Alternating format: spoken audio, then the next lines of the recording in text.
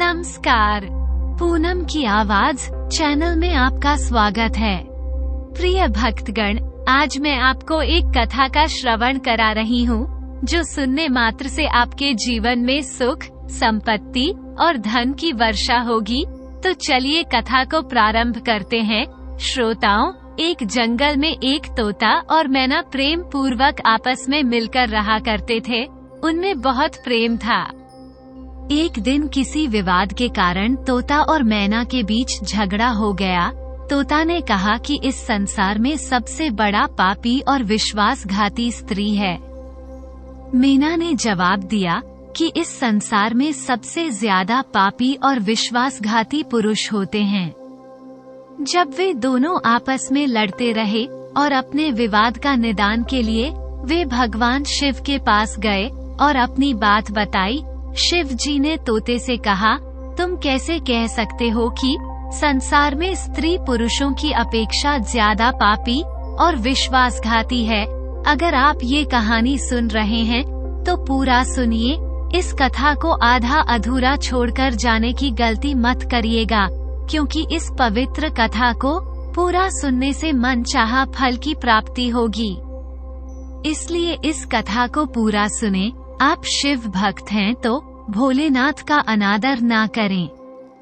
तोता बोला, प्रभु, मैं आपको एक कहानी सुनाना चाहता हूँ जिससे हम सबको ये साबित होगा कि स्त्री पुरुषों की अपेक्षा ज्यादा पापी और विश्वासघाती होती है।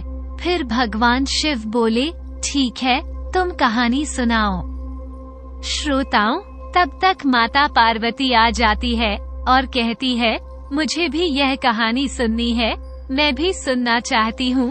तब भगवान शिव कहते हैं, ठीक है। फिर तोता भगवान शिव और माता पार्वती के सामने कहानी सुनाने लगता है। एक राज्य में अग्रसेन नाम का राजा राज्य करता था। उसके पास 4 बेटे थे जो सभी बहुत ही बहादुर और प्रतापी थे। लेकिन सबसे बड़ा बेटा, जिसका नाम चंद्रसेन था, वह न केवल प्रतापी बल्कि बहुत ही सुंदर भी था। उसकी पत्नी चंद्रप्रभा भी बहुत ही सुंदर और रूपवान थी। वह अपने आगे किसी दूसरी स्त्री को सुंदर नहीं मानती थी। एक दिन राजा अग्रसेन ने अपने बेटे चंद्रसेन को उसकी किसी बात पर नाराज होकर के राज्य से निकाल देने का आदेश दिया। राजा का यह आदेश सुनकर के सभी इस बात से चिंतित हो गए। फिर चंद्रसेन अपने महल में गया और उदास हो गया। उधर चंद्रसेन को उदास देखकर उसकी पत्नी ने पूछा, प्राणनाथ, आप उदास क्यों हैं? आप इतना मुरझाया हुआ क्यों है? राजकुमार होकर भी आप इस तरह चिंतित क्यों हैं? तब चंद्रसेन सोचने लगा कि मैंने बहुत बुरा किया है और अपनी सारी बात अपनी पत्नी को बता दी। उसी समय उसकी पत्नी मूर्छित हो जाती है। फिर दासियों ने चंद्रप्रभा पर गुलाब का पानी का छिड़काव किया। तब जाकर वह होश में आ गई। अब होश में आकर चंद्रप्रभा ने अपने पति राजकुमार चंद्रसेन से कहा, आप मुझ दासी को छोड़कर परदेश चले जाएंगे तो मैं आपके बिना कैसे जी पाऊंगी? मैं भी आपके साथ ही चलूंगी। तब राजकुमार चंद्रसेन कहता है, तुम मेरे साथ कैसे चल सकती हो, क्योंकि दूसरे राज्य में अनेक प्रकार के संकट होते हैं और तुम नर्म नाजुक महलों में रहने वाली, महलों के बिना ये कष्ट कैसे बर्दाश्त कर पाओगी? फिर तो राजकुमार चंद्रसेन की बात को सुनकर रानी चंद्रप्रभा कहती है, प्रीतम, जितने भी दुख दूसरे राज्य में आएंगे वो सब हमारे साथ होते हुए सुखी से भी अधिक सुखमय लगेंगे। महल के सुख बिना आपके जंगल के दुखों से भी अधिक डरावने लगेंगे। इसलिए मैं भी आपके साथ चलूंगी। अब तोता कहता है, प्रभु, रानी चंद्रप्रभा की आंखों में आंसू देखकर चंद्रसेन ने मन में सोचा कि वो मेरे बिना नहीं रह सकती, इसलिए मुझे इसको तड़पते हुए छोड़कर चलना सही नहीं होगा। इन सभी बातों को सोचते हुए राजकुमार चंद्रसेन अपनी पत्नी से कहते हैं, तुम उदास नहीं होना, हम तुम्हें साथ लेकर जाएंगे। इस बात से चंद्रप्रभा खुश हो जाती है और अपने पति के साथ जाने की तैयारी करने लगती है। अगली सुबह वो राज्य से बाहर निकलकर एक जंगल में पहुंचते हैं। चलते चलते थक जाते हैं और फिर उन्होंने एक बरगद के वृक्ष के नीचे विश्राम करने का निर्णय लेते हैं। वे बहुत थके हुए थे। ठंडी हवा के झोंकों में उन्हें नींद तुरंत आ गई, परंतु कुछ देर बाद वहीं पर एक सांप ने रानी को काट लिया। फिर तोता कहता है, हे प्रभु, आगे सुने। सांप के डसते ही रानी तड़पने लगी और चंद्रसेन की आंख खुल गई तो रानी को तड़पता हुआ देखकर और सांप को जाता हुआ देखकर चंद्रसेन बेचैन हो गए। फिर कुछ देर बाद रानी की मृत्यु हो गई। इस प्रकार मृतक रानी को देखकर चंद्रसेन ऊंचे स्वर में रुदन विलाप करने लगे। उसका रोना धोना सुनकर जंगल के जीव जंतु उसे खाने के लिए वहां आ गए। फिर चंद्रसेन ने मन में सोचा, अब जीवन संगिनी ही मर गई है तो मैं अब जीकर क्या करूंगा और इसी जंगल में अपने प्राण त्याग दूंगा, ऐसा मन में सोचता है। फिर वह रानी की लाश के पास से उठ जाता है और जंगल से लकड़ियां इकट्ठी करने लगता है और रोकर कहता है कि मैं भी रानी की चिता में जलकर मर जाऊंगा। बस उस समय स्वर्ग से एक देवदूत आता है और राजकुमार को रोते हुए देखकर उसके में दया आती है। वह राजकुमार चंद्रसेन के पास जाता है और पूछता है, तुम क्यों रो रहे हो? आखिरकार तुम्हारा दुख क्या है? तो राजकुमार चंद्रसेन ने देवदूत से कहा, मेरे पास अपना दुख कहने की शक्ति नहीं है। मुझे चाहिए कि ये धरती फट जाए और मैं इसमें समा जाऊं। फिर देवदूत ने कहा, तुम मुझे अपना हाल बताओ, शायद मैं तुम्हारी मदद कर सकूं। फिर चंद्रसेन ने कहा, मैं एक राजकुमार हूँ और राजा अग्रसेन के बेटा हूँ। मेरे पिता ने मुझे राज्य छोड़ने के लिए कहा था, इसलिए मेरी पत्नी और मैं इस जंगल में चलते चलते यहाँ आ गए। जहाँ आकर मेरी पत्नी को सांप ने काट लिया है और उसकी मृत्यु हो गई है और मैं लकड़ियाँ इकट्ठा कर रहा हूँ ताकि मैं अपनी पत्नी के साथ ही जलकर अपने आप को भी अग्नि के हवाले कर सकूं। तब तोता कहता है, हे प्रभु, आगे सुने। चंद्रसेन की बातों को सुनकर देवदूत कहते हैं, राजकुमार तू बड़ा मूर्ख है। ये संसार है, यहाँ इंसानों का आना जाना लगा रहता है। इस शरीर को एक दिन सबको त्याग देना पड़ेगा, तू भी इसे जानता है। इस संसार में कोई भी किसी के साथ नहीं आता और ना ही किसी के साथ जाता है। फिर भी तुम मूर्खों की तरह ये बात कर रहे हो। अगर तू जीवित रहेगा तो बहुत सारी रानियां तुझे मिलेंगी, इसलिए मेरे कहने पर मरने का विचार छोड़ दो। इस मानव शरीर को प्राप्त करने के लिए देवता भी बेहद इच्छुक होते हैं, तो फिर इस शरीर को क्यों नष्ट करना चाहता है? इस प्रकार देवदूत के शब्दों को सुनकर चंद्रसेन कहता है, महाराज, आपने जो कुछ कहा है वो सत्य है, किंतु ऐसी पतिव्रता पत्नी मुझे किसी जन्म में भी नहीं मिलेगी, इसलिए मैं इसके साथ ही मरूंगा। फिर देवदूत चंद्रसेन के विचार सुनकर देवदूत ने जान लिया कि यह अपनी पत्नी के बिना नहीं रह सकता है। तब देवदूत ने चंद्रसेन से कहा, राजकुमार, तेरी पत्नी को जीवित करने के लिए केवल एक ही उपाय है। अब तू मेरी बात को ध्यान से सुनो। यदि तू इस उपाय को कर सकता है तो तेरी रानी जीवित हो सकती है। फिर चंद्रसेन ने कहा, महाराज, आप जो कुछ भी कहेंगे वो सब करने के लिए तैयार हूँ, केवल मेरी पत्नी को जीवित कर देना। तब देवदूत ने कहा, तुम्हारी रानी की आयु केवल 10 वर्ष थी जिसे इसने बिता दिया। इसके बदले तेरी उम्र 70 वर्ष की है, जिसमें से 30 वर्ष बीत चुके हैं। तेरी जीवन काल में 40 वर्ष अब भी बाकी है, यानी तुझे 40 साल और जीने का अवसर है। यदि तू अपनी पत्नी को आधा अपने जीवन का समर्पण कर देता है तो तुम दोनों की आयु समान हो जाएगी। अगर तुम यह मान लो तो रानी जल्द ही ठीक हो जाएगी। इस तरह देवदूत की बात सुनकर राजकुमार चंद्रसेन ने कहा, मुझे मान्य है। फिर देवदूत ने चंद्रसेन के हाथ में पानी दिया और 20 वर्षों तक रानी के पैरों पर पानी डालने का संकल्प लिया। अब जैसे ही चंद्रसेन ने संकल्प किया कि वह जल को रानी के पैरों पर डालेगा, देवदूत ने कह दिया, पानी को पैरों पर डालने से पहले मेरे एक बात को ध्यान से समझ लो, इसमें एक गुप्त रहस्य भी है। अभी तो तुझे रानी की आवश्यकता है, तुम पानी डालकर उसको बचा सकते हो, लेकिन भविष्य में अगर रानी की आवश्यकता नहीं पड़ती है तो तुम अपने संकल्प को वापस ले सकते हो, और जब वो संकल्प वापस लेते हो तो तुम्हारी रानी को तुरंत ही मौत हो जाएगी। परंतु एक बात हमेशा याद रखना, इस संकल्प को कभी वापस ना लेने की बात रानी से कहना मत, वरना तुम अपने संकल्प को वापस नहीं ला सकोगे।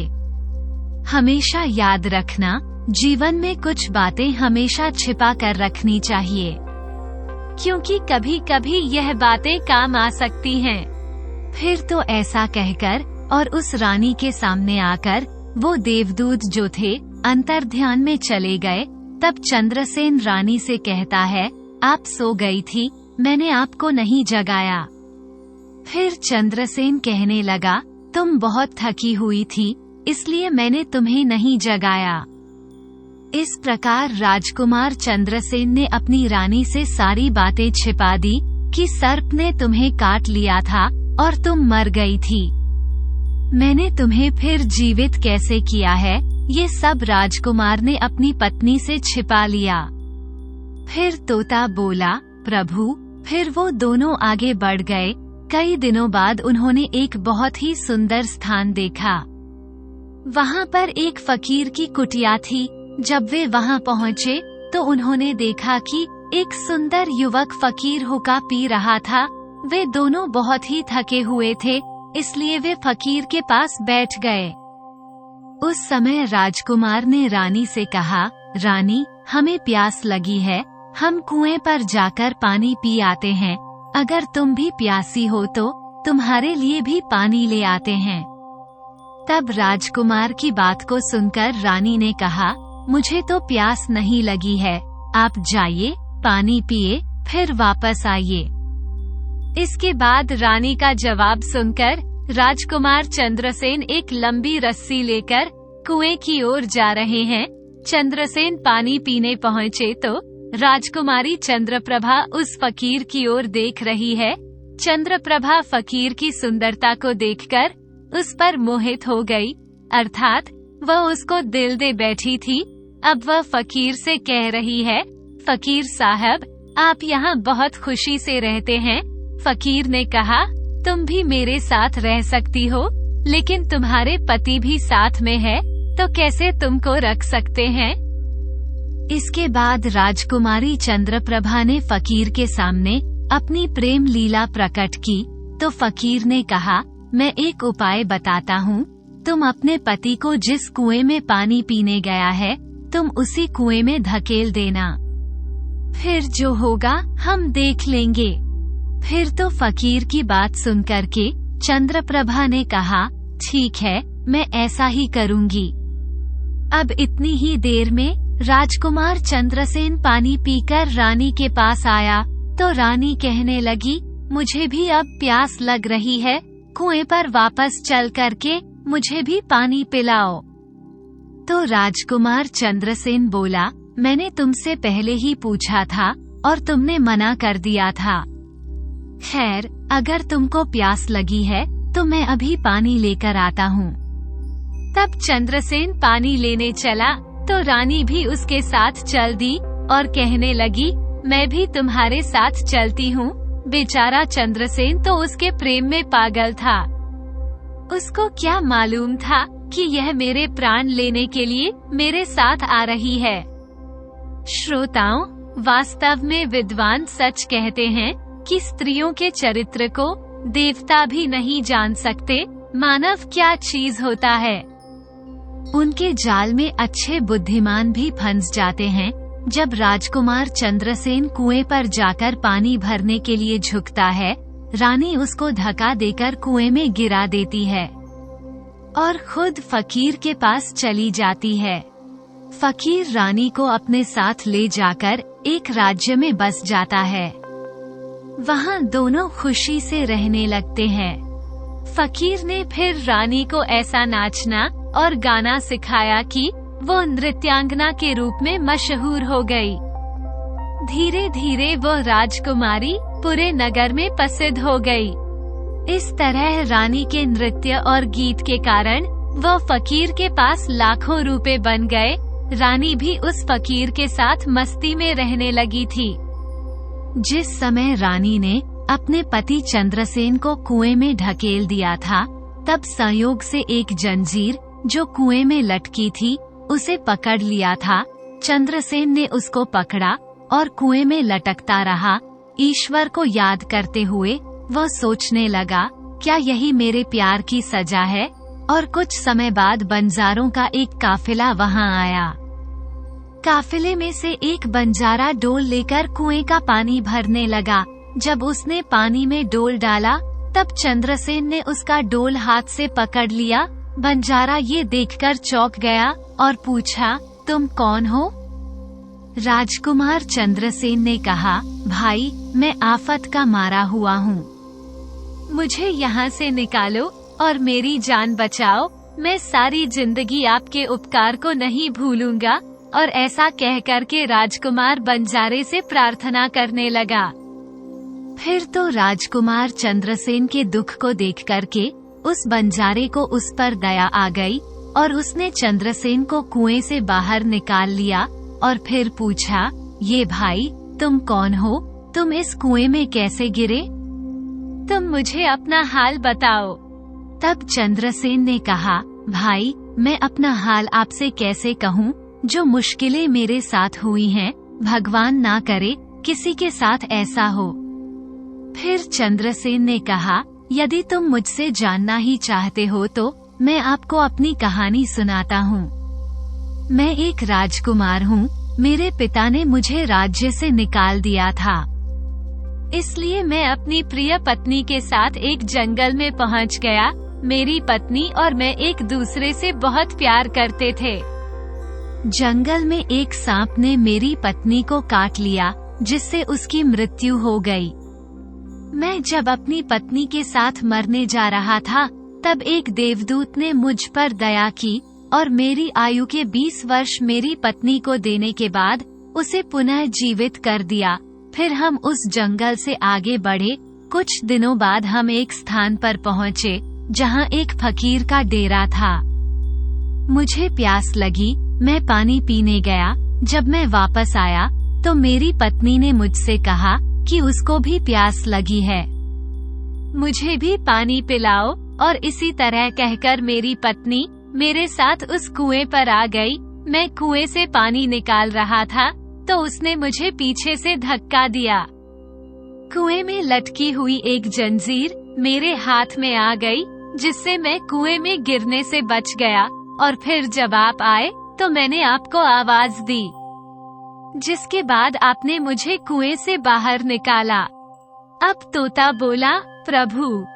इस प्रकार राजकुमार चंद्रसेन ने दुखी मन से सारा हाल उस बंजारे से कह दिया। और फिर अपनी व्यथा सुनकर चंद्रसेन चुप हो गए। उधर बंजारे ने उसकी बात को सुना और रानी की करतूत सुनकर दुखी होकर कहा कि स्त्रियों का चरित्र भगवान भी नहीं समझ सकते, तो मनुष्य कैसे समझ सकता है। ऐसा कहकर बंजारे ने चंद्रसेन को सिर पर हाथ फेरा और कहा, तुम चिंता मत करो, भगवान बड़े दयालु है, वो तुम्हारी सहायता करेंगे। तुम चाहो तो हमारे साथ कुछ दिन रुक सकते हो। राजकुमार चंद्रसेन बंजारों के साथ रहने को सहमत हो गया। फिर उनकी सहायता से वो कुछ दिनों बाद उसी राज्य में पहुंचा, जहां उसकी पत्नी चंद्रप्रभा और वह फकीर रह रहे थे।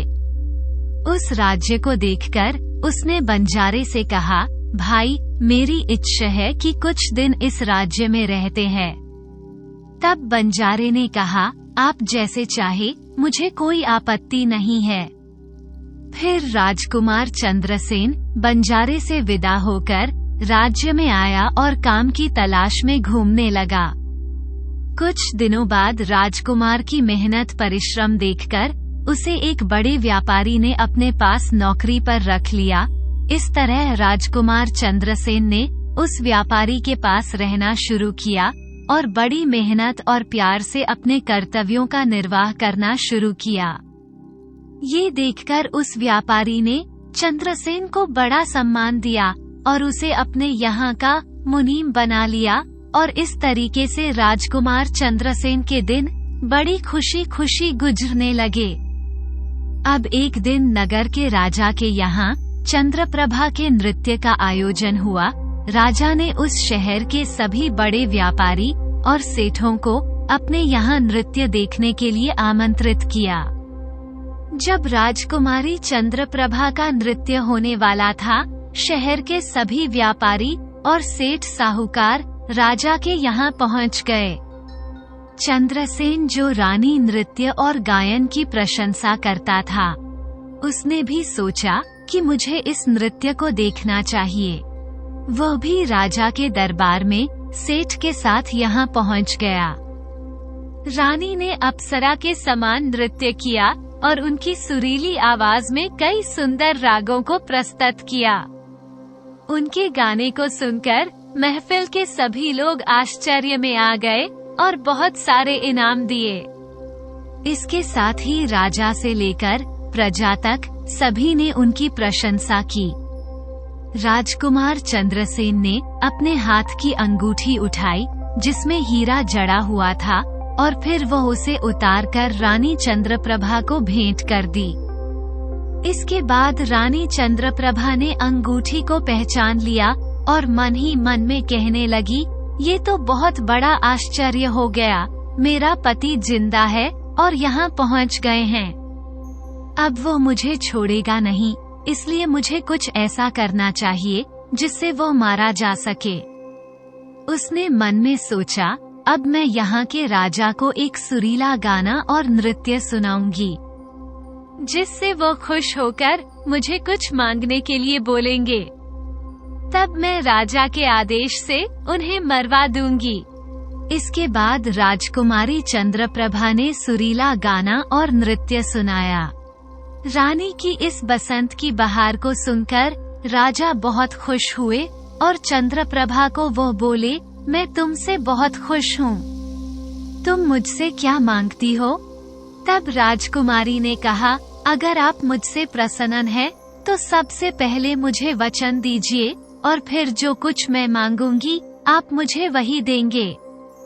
फिर चंद्रप्रभा ने कहा, इस सभा में एक चोर है, कृपया उसे फांसी की सजा दें।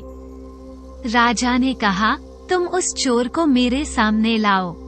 रानी ने उसका हाथ पकड़ा और उसे राजा के सामने ले गई। राजा ने अपने सैनिकों को आदेश दिया, इस चोर को जल्लादों के पास ले जाओ और इस चोर को फांसी पर चढ़ा दो। इसी बीच चंद्रसेन का सेठ भी वहां पहुंचा। वो डरकर चंद्रसेन के पास गया और पूछा, तुमने क्या चुराया इस नर्तकी का, जिसके कारण वह तुम्हें मारना चाहती है?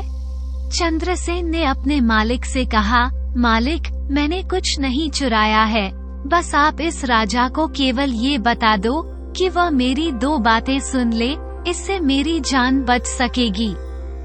अब चंद्रसेन का मालिक इसे सुनकर अपने साथी व्यापारियों और साहूकारों के पास गया और सभी ने मिलकर मशवरा किया। उन्होंने कहा, मित्रों, या तो राजा न्याय करें या हम सभी इस शहर को छोड़कर कहीं और चले जाएंगे। और इस प्रकार सभी व्यापारी राजा के पास गए और कहने लगे, राजा साहब, हमारा मुनीम निर्दोष है, उसे मार देने का आपका आदेश है। वह कह रहा है कि वह अपनी 2 बातें आपको कहना चाहता है। फिर भी आपको लगे कि उसने अपराध किया है तो उसे फांसी दे देना, लेकिन मेरे मरने से पहले राजा केवल मेरी 2 बातों को जरूर सुने। फिर राजा ने व्यापारियों की बात सुनकर कहा, ठीक है, मुनीम को बुलाओ। चंद्रसेन को राजा के सामने लाया गया और राजा ने कहा, तुम जो कुछ कहना चाहते हो वो मेरे सामने कहो। तब राजकुमार चंद्रसेन ने कहा, महाराज, मैंने क्या दोष किया है जिसके कारण आपने मेरी हत्या का आदेश दे दिया है। फिर उसकी बात को सुनकर राजा ने कहा, तू इस नर्तकी का चोर है। तो चंद्रसेन ने कहा, नहीं महाराज, मैं इस कुलटा स्त्री का पति हूँ जो कुएं में धकेलकर एक फकीर के साथ चली आई है। राजकुमारी चंद्रप्रभा ने समझ लिया कि बात बिगड़ रही है, तब राजा से कहती है, महाराज, मैं कुलटा हूँ। ये झूठ बोल रहा है, ये कौन है? मैं इसे जानती तक नहीं, ये तो मेरा चोर है, मैं सिर्फ इतना ही जानती हूँ। फिर राजकुमार चंद्रसेन ने कहा, महाराज, ठीक है, अगर यह मेरी पत्नी नहीं है तो वह सब कुछ जो मैंने रास्ते में छोड़ा था वह मेरी अमानत के रूप में वापस कर दे। फिर चंद्रसेन रानी की ओर देखे। राजकुमार ने अपनी अमानत को लौटाने की बात की तो राजकुमारी चंद्रप्रभा ने इसे स्वीकार कर लिया। तब चंद्रसेन ने कहा, अच्छा, अब तुम अपने हाथों में पानी लो, हमारा न्याय इसी सभा में होगा। पानी लेकर वह जमीन पर रखा और कहा, वह वस्तु जो मेरे पास रास्ते में दी गई थी मैं अब वापस कर रहा हूँ। रानी ने भी पानी लिया और कहा, जो वस्तु इसने मुझे रास्ते में दी थी मैं अब वापस कर रही हूँ। जैसे ही वह अपने हाथों का पानी छोड़ा, रानी के प्राण छूट गए। ये दृश्य देखकर वहाँ के लोग हैरान रह गए। तो राजा ने ये देख चिंतित होकर चंद्रसेन से कहा, यह क्या हो गया? बताओ मुझे सच्चाई। तब राजकुमार चंद्रसेन ने अपनी कहानी शुरू की, अपने जीवन की सब घटनाओं को खुलकर बताते हुए उसके देश निकाले जाने से लेकर अब तक के सभी घटनाओं को सुनाया। राजा ने सब कुछ सुनकर चंद्रसेन को अपने गले लगा लिया और अपनी बेटी की शादी चंद्रसेन के साथ कर दी। तोते ने कहा, प्रभु, मैंने इस कहानी को सुना है। मैं स्त्रियों से घृणा करता हूँ और मैं ये कह सकता हूँ कि इस संसार में स्त्रियां पुरुषों से अधिक पापी और विश्वासघाती होती है। अब श्रोताओं, एक बार तोते ने भगवान शिव और पार्वती को एक कहानी से यह बताया कि स्त्री पुरुषों की तुलना में अधिक पापी और विश्वासघाती होती हैं। तो इसे सुनकर सभी ने हैरानी में डाल दिया। मैना ने कहा, प्रभु, मुझे लगता है कि तोता सच कह रहा है। स्त्री तो सभी में से केवल 1-2 ही बिना नैतिक मूल्यों और ईमानदारी के हो सकती है, परंतु पुरुषों में भी ऐसे कुछ हैं जो पापी और विश्वासघाती हो सकते हैं। फिर भगवान शिव ने पूछा, ठीक है, तो मैना, तुम कैसे सिद्ध करोगी यह बात? मैं भी एक कहानी सुनाती हूँ जिससे स्पष्ट होगा कि स्त्री की तुलना में पुरुष अधिक पापी और विश्वासघाती होते हैं। फिर मैना ने कहना शुरू किया, प्रभु, एक गांव में एक परिवार रहता था जो बहुत ही धनवान था और उस धनवान यानी सेठ का बेटा एक अद्भुत प्रकार का व्यक्ति था। सेठ का बेटा इतना जुआरी था कि सेठ उसके बारे में सोचते सोचते परेशान रहता था। एक दिन उनका बेटा जुआ खेल रहा था, उसी दिन उसके पिता का निधन हो गया। फिर भी वो जुआ खेलना बंद नहीं किया, लेकिन पिता की मृत्यु के बाद वो खुल के जुआ खेलने लगा और सब कुछ हार गया। फिर वो अपने गांव से दूर चला गया और एक सेठ के घर पहुंचा और सेठ से बोला, मुझे बहुत तेज प्यास लगी है, मुझे एक गिलास पानी मिलेगा? तो सेठ ने उस युवा से पूछा कि तुम कौन हो, क्या करते हो और कहां से आए हो? जिसके उत्तर में उस युवा ने कहा, मैं एक व्यापारी हूँ और यहाँ से जा रहा था तो सोचा कि पानी पीकर चला जाऊं। तब सेठ ने पूछा कि तुम कौन व्यापार करते हो? तब युवा कहता है, व्यापार करते समय मेरा सामान समुद्र में गिर गया, इसलिए यदि आप मेरी कुछ मदद कर दें तो अच्छा होगा। फिर सेठ ने लड़के की बात सुनी और फिर उसकी बातों के जाल में फंस गया और कहने लगा कि बेटा, तुम तो ठीक हो और कुछ कमा भी लेते हो, तो क्या मेरी बेटी से शादी करोगे? अब तो ये बात सुनकर युवा खुश हो जाता है और शादी के लिए हाँ कह देता है, जिसके बाद दोनों का विवाह हो जाता है। प्रभु इस प्रकार सेठ अपनी बेटी को धन के साथ विदा कर देते हैं। उधर युवा लड़का को तो बस केवल धन के लिए विवाह करना था, तो उसने वो भी कर लिया।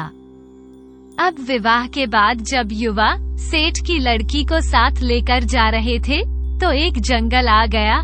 वहाँ पर युवा लड़का अपनी पत्नी से बोला, देखो हम अभी जंगल में हैं, यहाँ कोई चोर हमारे गहनों को चुरा सकता है, इसलिए आप अपने सभी गहनों को मुझे दे दें ताकि हम सुरक्षित रह सके।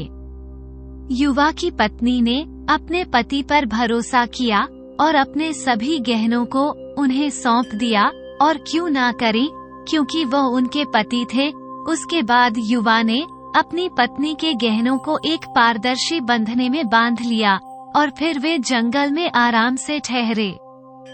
इस दौरान युवा के मन में लालच उत्पन्न हुआ और उनकी पत्नी के साथ जाने वाली एक दासी थी जिसे सेठ ने अपनी लड़की के साथ भेजा था।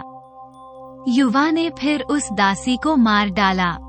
फिर उसने अपनी पत्नी को एक कुएं में गिरा दिया और मन में यह विचार किया कि मैं इसके साथ में सिर्फ पैसों के लिए शादी की थी, मेरे पास पैसे मिल गए, और उसने सोचा कि वो पानी में डूबकर मर जाएगी। इस तरह सोचकर वो युवा वहाँ से चला गया, लेकिन उसकी पत्नी नहीं मरी और वो कुएं से बाहर निकलने के लिए आवाज देती रही। कुएं के पास से एक आदमी गुजर रहा था और जब उसने किसी महिला की आवाज सुनी तो वो उसने महिला को कुएं से बाहर निकाल लिया। फिर कुएं से बाहर निकलने के बाद महिला ने अपनी सारी जानकारी उस व्यक्ति को दी और उस व्यक्ति ने महिला को उसके पिता के घर पहुंचा दिया। अब जब महिला पिता के घर पहुंची तो उसके पिता ने पूछा, तुम्हारे साथ क्या हुआ? महिला ने कहा, पिताजी, जंगल में कुछ चोरों ने हम पर हमला किया था और दासी को मार दिया, मुझे कुएं में धकेल दिया और पति के बारे में कुछ पता नहीं है। बेटी की बातें सुनकर सेठ जी ने कहा, कोई बात नहीं, भगवान सब ठीक करेंगे। अब मैं ये कहती हूँ कि प्रभु, इस दुनिया में स्त्री और पुरुष दोनों ही विश्वासघाती और पापी हो सकते हैं। अब आपके हाथ में न्याय का फैसला है।